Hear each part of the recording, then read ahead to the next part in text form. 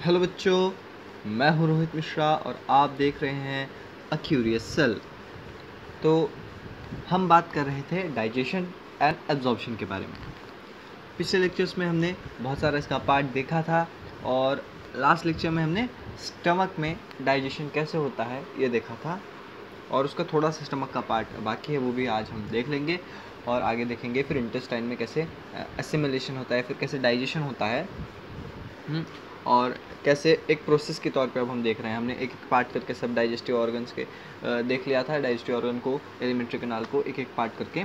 अब हम उसे डाइजेशन को एक पूरे प्रोसेस के तौर पर देख रहे हैं। तो हमने माउथ में देखा क्या हो रहा है डाइजेशन में, फिर ओसोफेगस से लेते हुए स्टमक आए, अब स्टमक से आगे इंटेस्टाइन्स में देखेंगे क्या हो रहा है। ठीक है, तो चलिए शुरू करते हैं। देखिए, mucus and bicarbonate present in the gastric juice play an important role in lubrication and protection of mucosal epithelium from excoriation by highly concentrated hydrochloric acid। अब क्या हो रहा है, देखिए, जो स्टमक के जो गैस्ट्रिक जूस है, स्टमक में जो गैस्ट्रिक जूस है उसमें क्या है, म्यूकस और बाइकार्बोनेट प्रेजेंट है। ठीक है, म्यूकस कहाँ से सिक्रेट हो रहा है, म्यूकोसा से, और बाइकार्बोनेट्स भी म्यूकोसा में जो ग्लैंड्स हैं वहाँ सिक्रेट हो रहा है। अब इनका क्या काम है, मैंने आपको पहले ही बताया कि म्यूकस क्या करता है, ल्यूब्रिकेशन का काम करता है। मतलब अगर एक फूड पार्टिकल को यहाँ से यहाँ तक जाना है एलिमेंट्री कैनाल में, तो वो म्यूकस उसे कोट कर लेता है फूड पार्टिकल को ऊपर से, और इसलिए ईजिली वो फूड पार्टिकल आगे पास हो जाता है। अगर म्यूकस ना हो तो उसे पास होने में बहुत दिक्कत होगी। ठीक है, और एलिमेंट्री कैनाल के सरफेस को भी, इंटीरियर सरफेस को भी डैमेज हो सकता है। तो म्यूकस क्या करता है, ल्यूब्रिकेशन का काम करता है। और म्यूकस और बाइकार्बोनेट और काम करते हैं, वो क्या करते हैं, protection of mucosal epithelium from excoriation by highly concentrated hydrochloric acid. आपको ये जानकर बहुत आश्चर्य होगा कि स्टमक का जो पीएच होता है वो 1.5 से 1.8 तक होता है। मतलब बहुत ही ज़्यादा एसिडिक। अगर इतना कॉन्सेंट्रेटेड एसिड हम अपने हाथ पे लें, हाइड्रोक्लोरिक एसिड अगर इतना कॉन्सेंट्रेटेड हो और हम अपने हाथ पे लें तो हमारा हाथ जो है जल जाएगा। लेकिन इतना कॉन्सेंट्रेटेड एसिड आपके बॉडी के अंदर होता है। ठीक है, तो यही चमत्कार है नेचर का। अगर आप इतना कॉन्सेंट्रेटेड एसिड पी ले तो आपको पूरा जो ओसोफेगस है, मुंह है, वो सब जल जाएगा, बहुत ज़्यादा डैमेज हो जाएगा। लेकिन आपके पेट में इतना कॉन्सेंट्रेटेड एसिड रहता है, ठीक है, जो कि आपकी बॉडी ही प्रोड्यूस करती है। ठीक है, तो ये एसिड जो है इतना कॉन्सेंट्रेटेड है, तो हमारे स्टमक को कैसे बचाया जाता है इस एसिड से। तो जो म्यूकस है और बाइकार्बोनेट्स हैं वो क्या करते हैं, जो हमारे स्टमक म्यूकोसल एपिथेलियम है हमारे स्टमक के अंदर, उसे प्रोटेक्ट करते हैं, उसे डैमेज नहीं होने देते इस एसिड और एंजाइम से। ठीक है, इसके लिए म्यूकस और बाइकार्बोनेट्स बहुत इंपॉर्टेंट है। जब क्या होता है, अगर बहुत ज़्यादा एसिड प्रोड्यूस हो तो अल्सर्स हो जाते हैं हमारे एलिमेंट्री कैनाल में, स्टमक में, इंटेस्टाइन में। ठीक है, तो वो अल्सर्स बहुत ज़्यादा लोगों में देखने को मिलते हैं, जो बहुत ज़्यादा ऐसा खाना खाते हैं जिससे बहुत ज़्यादा एसिड प्रोड्यूस हो, या फिर जिन्हें एसिडिटी की बीमारी है उन्हें अल्सर्स के प्रॉब्लम, इंटरनल अल्सर्स हो जाते हैं। ठीक है, जीआई ट्रैक में। मुंह में तो सबके अल्सर होते हैं। ठीक है, मुंह में तो आपके भी अल्सर हुए होंगे, लिप्स पे, अंदर लिप्स के अंदर वाली साइड में। लेकिन एलिमेंट्री कैनाल में से स्टमक में या फिर ओसोफेगस में, इंटेस्टाइन में, यहाँ अल्सर बहुत ऐसे लोगों को देखने को मिलता है जो एसिडिटी से परेशान। ठीक है, चलिए आगे बढ़ते हैं। देखिए, HCl provides the acidic pH that is 1.8 to 1.5 से लेकर 2 तक हो सकता है, ऑप्टिमल फॉर पेप्सिन। अब हमने देखा था कि मैंने आपको म्यूकोसा लेयर में कौन से ग्लैंड्स हैं वो भी बताए थे। तो कौन से ग्लैंड्स थे, म्यूकस नेक सेल्स, या फिर कौन से सेल्स थे जो गैस्ट्रिक जूसेस सिक्रेट कर रहे थे। पहला था म्यूकस नेक सेल्स जो कि म्यूकस को सिक्रेट कर रहे थे।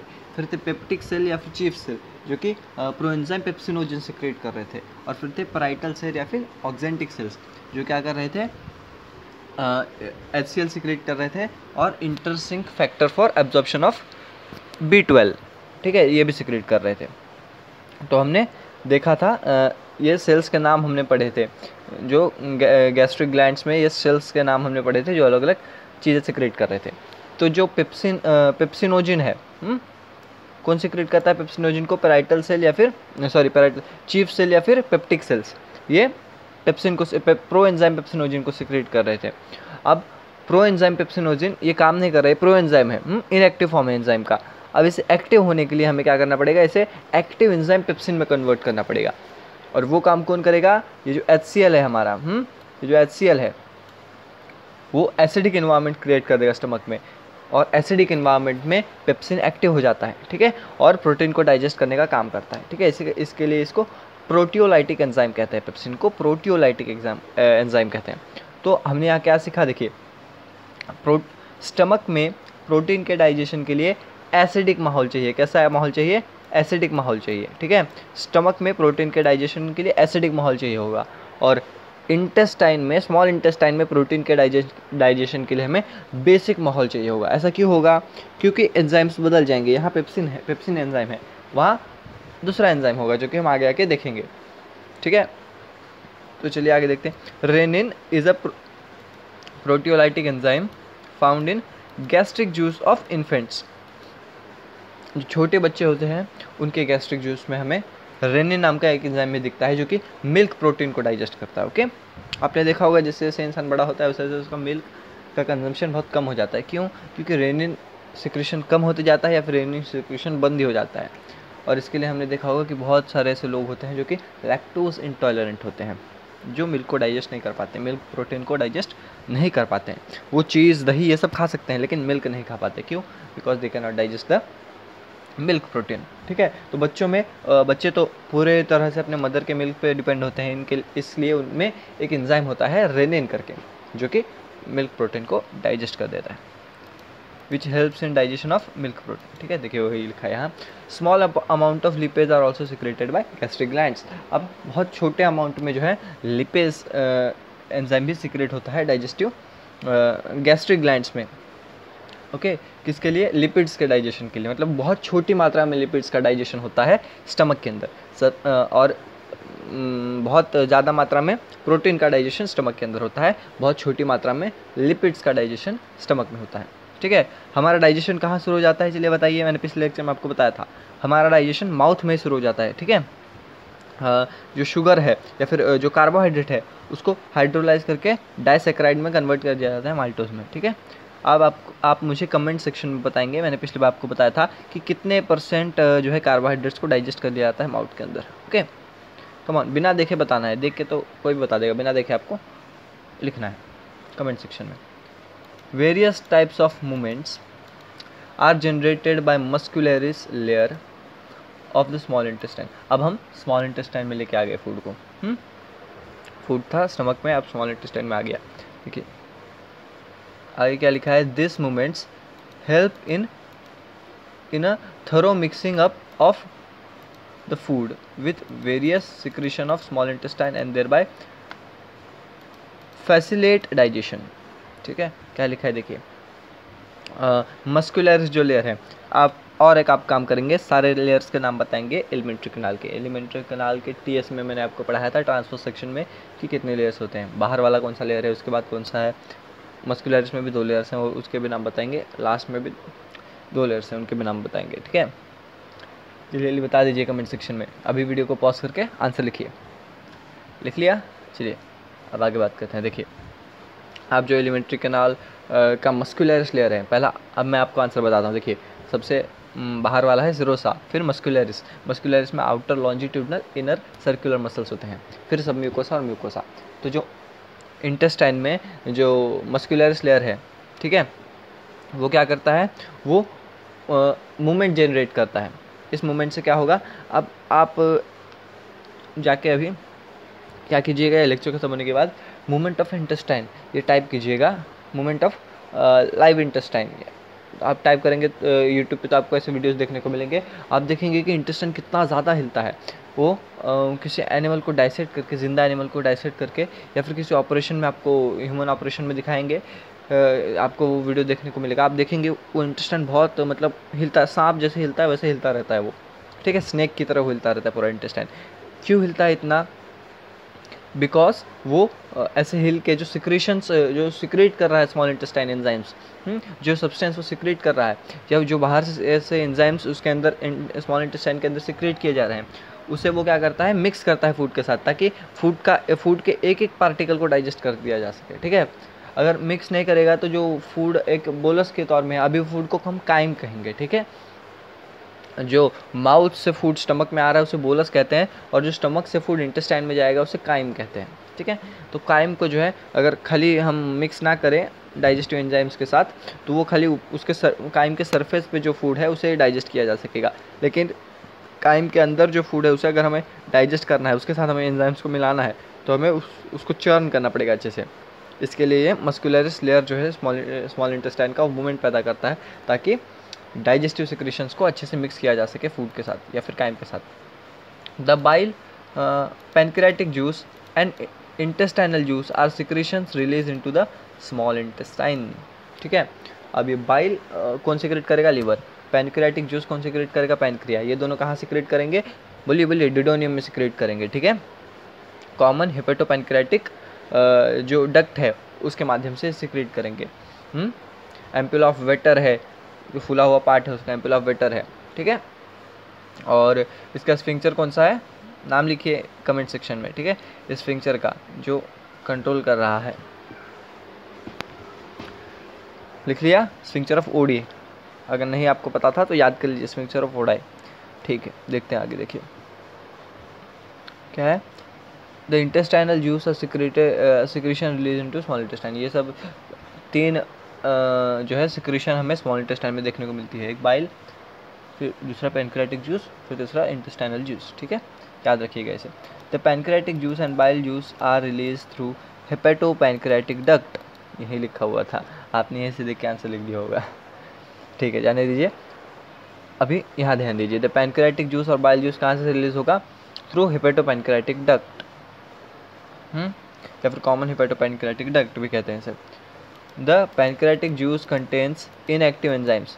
पैनक्रियाटिक जूस में इनएक्टिव एंजाइम्स होते हैं, जैसे कि ट्रेप्सिनोजिन, कीमोट्रेप्सिनोजिन, कार्बोक्सीपेप्टिडेज, एमाइलेज, लिपेज और न्यूक्लियस।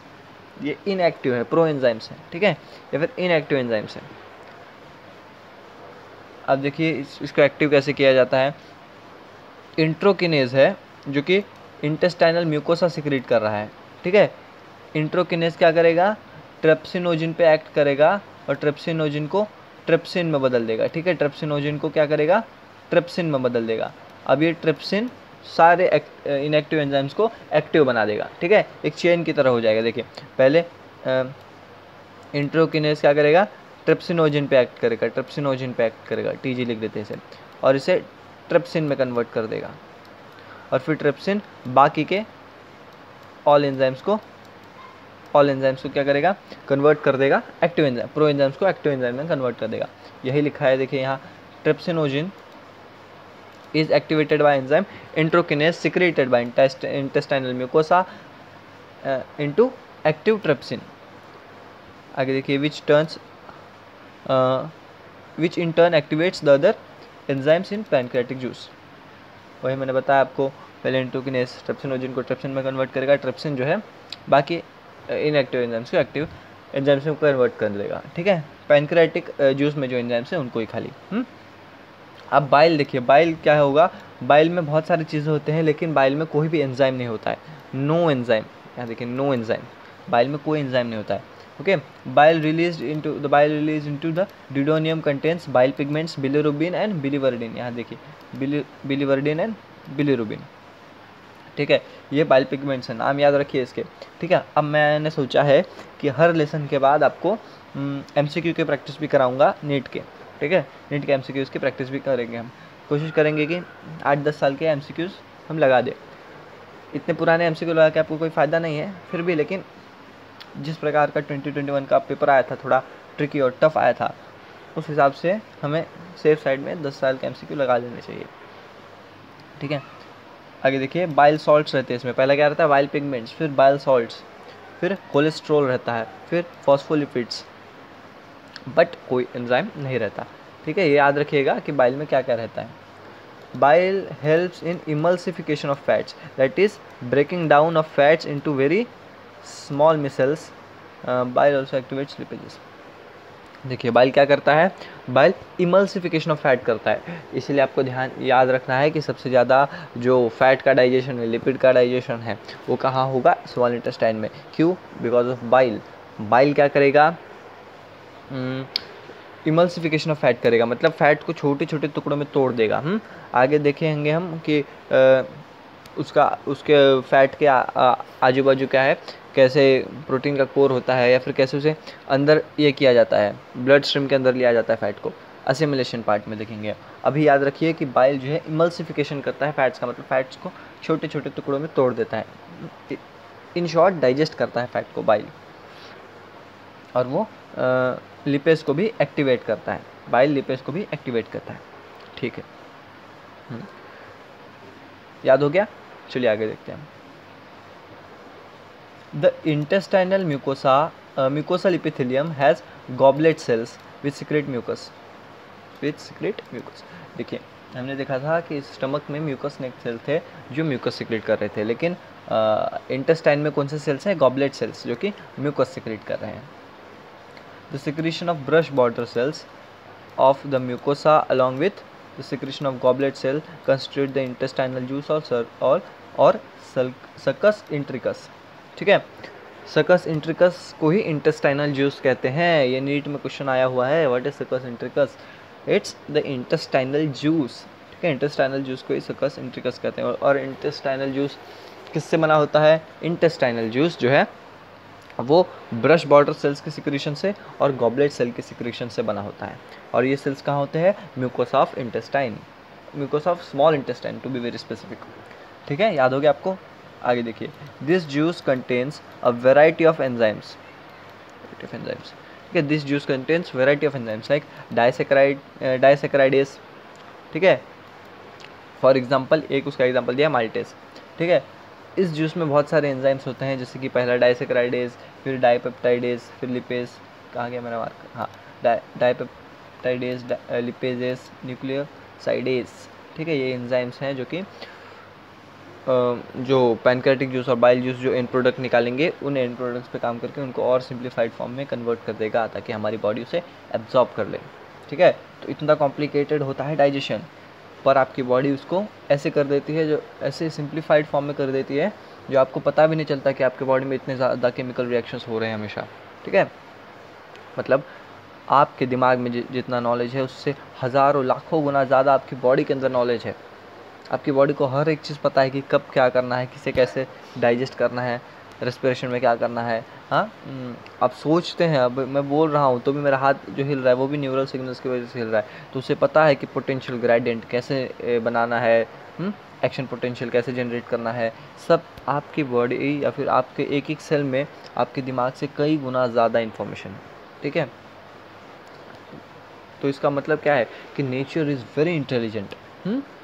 अभी एक 2 मिनट, अब हम ऑफ टॉपिक जाते हैं। देखिए, अभी एक मेंढक को या फिर एक अर्थवॉर्म को तो ये पता नहीं है कि डाइजेशन क्या होता है, रेस्पिरेशन क्या होता है, या फिर रिप्रोडक्शन क्या होता है, लेकिन वो ये सब प्रोसेस कर रहा है, उसकी बॉडी ये सब प्रोसेस कर रही है, मतलब उसके अंदर भी एक इन्फॉर्मेशन डाला हुआ है, हम जिसे सॉफ्टवेयर कह सकते हैं। उसके अंदर भी एक सॉफ्टवेयर डाला हुआ है जो कि सही सही टाइम पे अलग अलग प्रोसेस को अंजाम दे रहा है, विदाउट कि उसके दिमाग में ये नॉलेज नहीं है कि ये सब कैसे हो रहा है, कैसे मतलब उसे ये कॉन्शियसली पता नहीं है कि ये सब कैसे हो रहा है, उसका साइंस पीछे का पता नहीं है, लेकिन उसकी बॉडी ये सब कर रही है।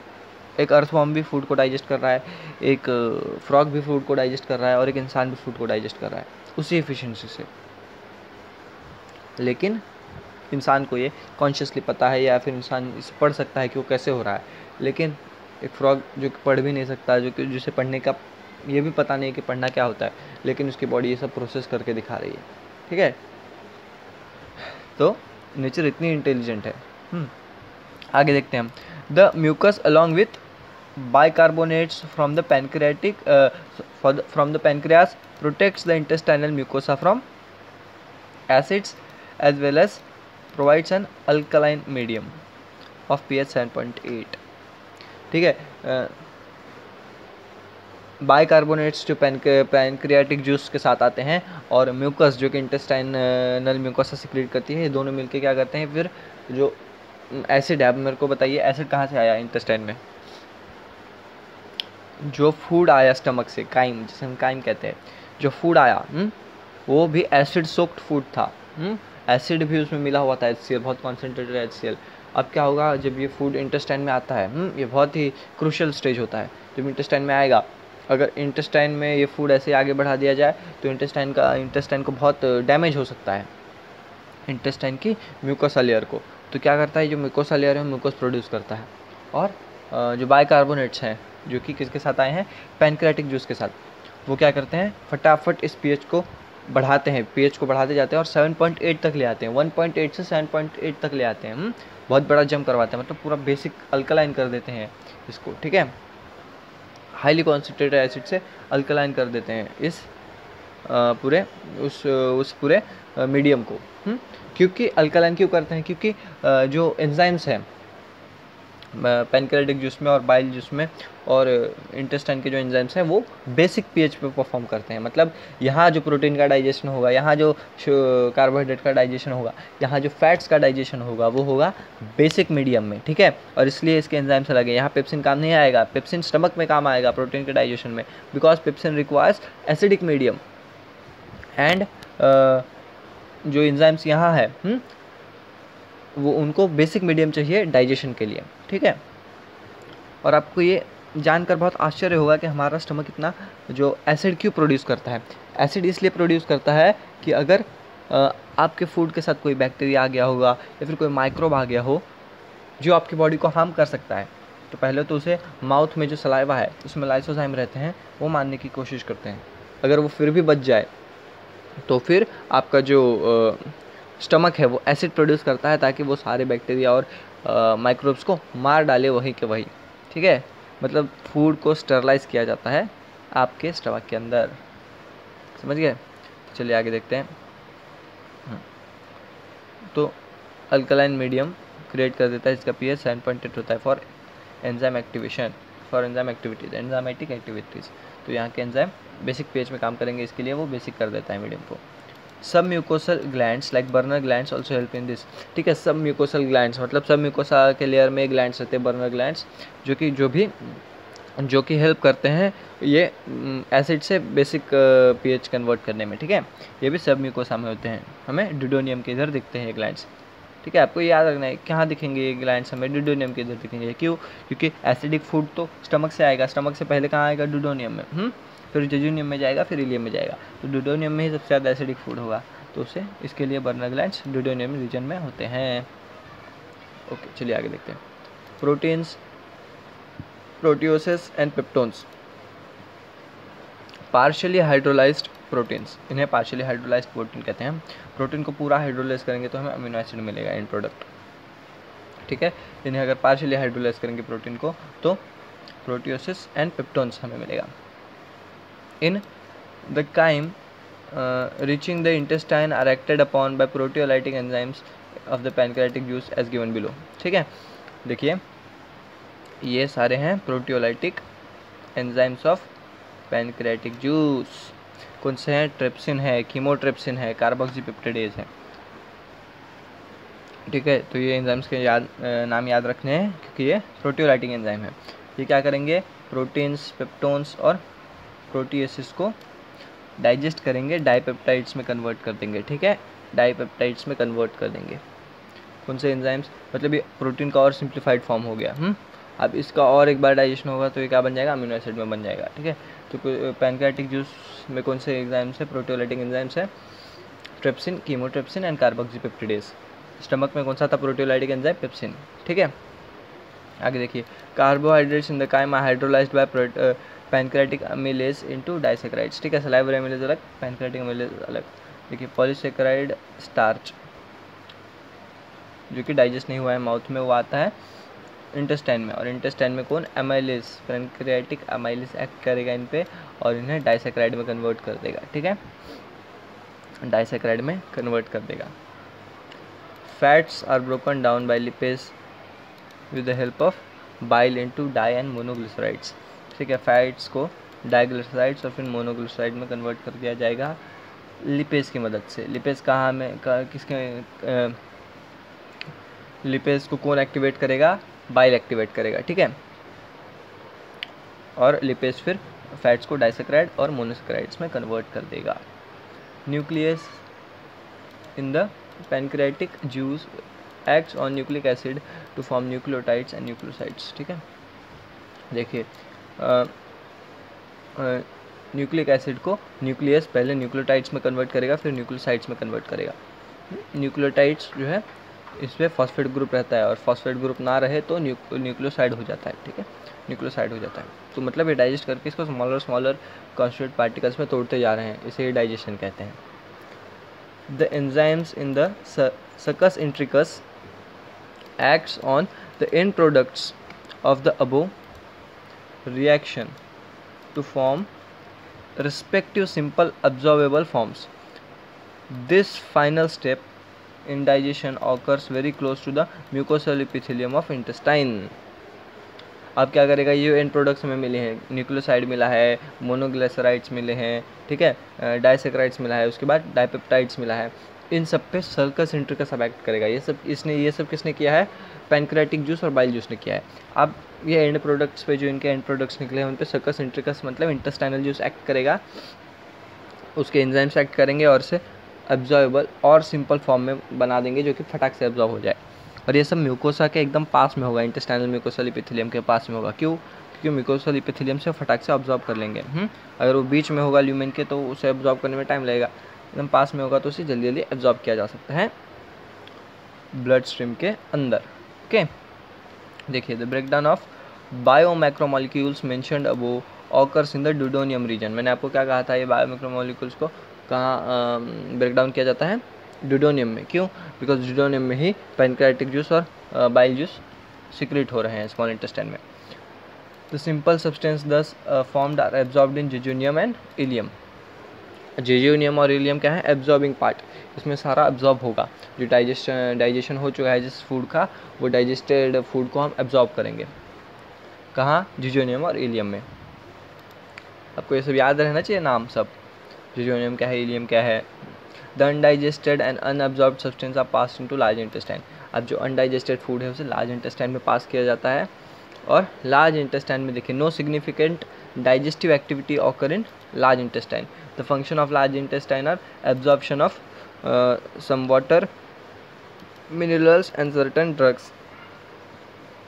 secretion of mucus which helps in adhering the waste undigested particles together and lubricate it for easy passage। ठीक है, क्या हो रहा है देखिए, तो लार्ज इंटेस्टाइन में कुछ भी ज़्यादा डाइजेस्टिव एक्टिविटीज़ नहीं होती है। यहाँ क्या होता है, खाली थोड़ा बहुत जो पानी है, अनडाइजेस्टेड फूड में जो पानी है उसे अब्जॉर्ब कर लिया जाता है, मिनरल्स को अब्जॉर्ब कर लिया जाता है जो अब्जॉर्ब नहीं हुए पहले, और कुछ ड्रग्स को भी अब्जॉर्ब कर लिया जाता है। ठीक है, और यहाँ एक बहुत इंपॉर्टेंट एक्टिविटी होती है, वो है म्यूकस का सिक्रेशन होता है। क्यों? अब आपने देखा होगा जब हम स्टूल पास करते हैं तो वो सेमी सॉलिड फॉर्म में आता है। क्यों? उसे जो छोटे छोटे पार्टिकल्स हैं अनडाइजेस्टेड फूड के, इसे एक साथ एक पेस्ट के फॉर्म में फॉर्म करने के लिए, उसे सेमी सॉलिड एक मास के फॉर्म में लाने के लिए उसे म्यूकस के हेल्प से एक साथ एडहर किया जाता है, एक साथ जोड़ा जाता है अनडाइजेस्टेड फूड को। ठीक है, और म्यूकस और एक काम करता है जो कि हमें स्टार्टिंग से पता है, वो लुब्रिकेशन करता है, इजीली पास कर देता है डाइजेस्टेड फूड को हमारे बॉडी से बाहर। देखिए, the undigested unabsorbed substance called faeces enter into the caecum of large intestine through ileocaecal valve. The undigested and unabsorbed substance from feces enter into caecum. ठीक है, सीकम में इंटर हो जाते हैं अनडाइजेस्टेड और अनएब्जॉर्ब्ड सब्सटेंस। मैंने आपको बताया था सीकम यहाँ रहता है, फिर ascending colon, transverse colon, descending colon, rectum, anus. ठीक है, ऐसा रहता है ना कुछ। देखिए मुझे पूरा डायग्राम याद है। और ये है अपेंडिक्स, वर्मीफॉर्म अपेंडिक्स। तो यहाँ रहेगा स्मॉल इंटेस्टाइन, ये रहा स्मॉल इंटेस्टाइन हमारा। तो क्या होता है, ये है सीकम, ये वाला पार्ट है सीकम। तो सीकम में जाएगा लार्ज इंटेस्टाइन के, कैसे जाएगा, इलियम से सीकम में इलियोसिकल वॉल्व से। याद रखना आपको, इलियोसिकल वॉल्व, जो कि बैक फ्लो को प्रिवेंट करेगा, वापस से जो फूड सीकम में गया है वो इलियम में ना आ जाए, बैक फ्लो को प्रिवेंट करने के लिए वॉल्व है वहाँ। ठीक है, और उसे हम फीसेस कहेंगे। जो अनडाइजेस्टेड फूड है, अनअब्जॉर्ब्ड फूड है, उसे हम फीसेस कहेंगे। वो जाएगा सिकम में, सिकम से ascending colon, transverse colon, descending colon, फिर रेक्टम, और रेक्टम में टेम्परेरी रहेगा वो, रेक्टम से बाहर बाद में उसको डिफिसिकेट कर देंगे।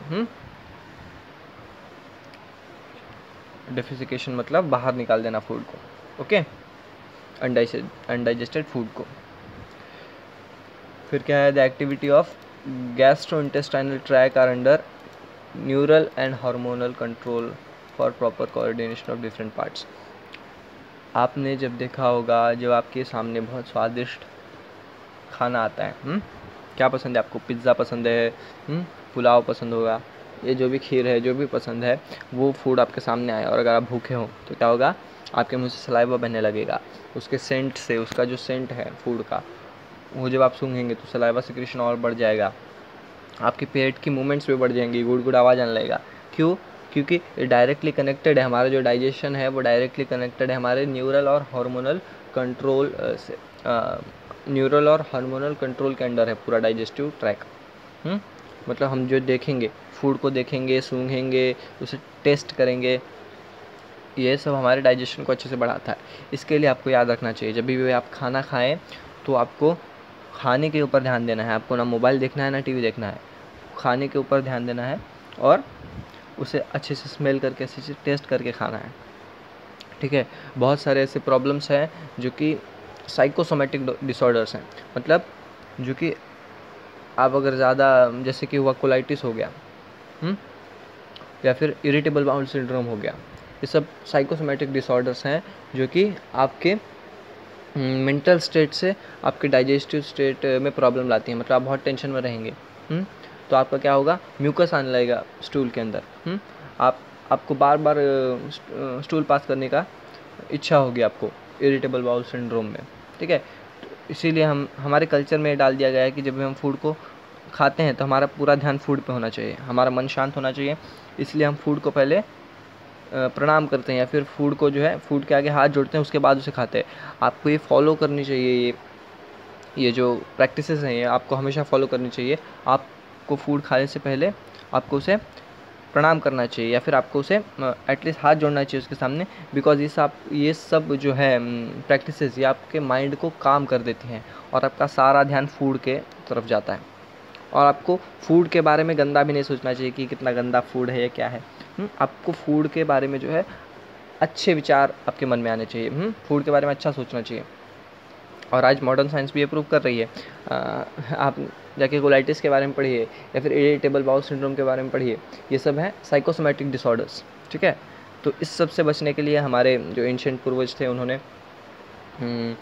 ऐसे टेक्निक्स निकाले थे ताकि हम हमेशा जो भी काम करें हम अपने काम माइंड से करें, सब कुछ हम बहुत ही स्थिरता से करें, ठीक है। नहीं तो आज आपको प्रॉब्लम होती है, एंजाइटी होता है, पैनिक अटैक्स आते हैं। क्यों आते हैं?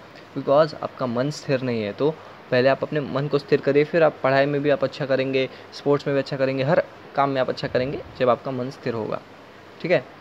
देखिए तो आगे यही लिखा है यहाँ, द साइट, स्मेल एंड और the presence of food in the oral cavity can stimulate the secretion of saliva. Saliva secret कैसे होता है? हम उसका सुगंध लेंगे फूड का, या फूड को केवल देखेंगे भी, या फिर फूड अब हमारे मुंह में ही होगा तो भी सलाइवा का सिक्रेशन हो जाता है, ठीक है। तो सब कुछ न्यूरली और हार्मोनली कनेक्टेड है, हमारा डाइजेस्टिव ट्रैक और हमारा न्यूरल और hormonal system. The gastric and intestinal secretion are also similarly stimulated by neural signals.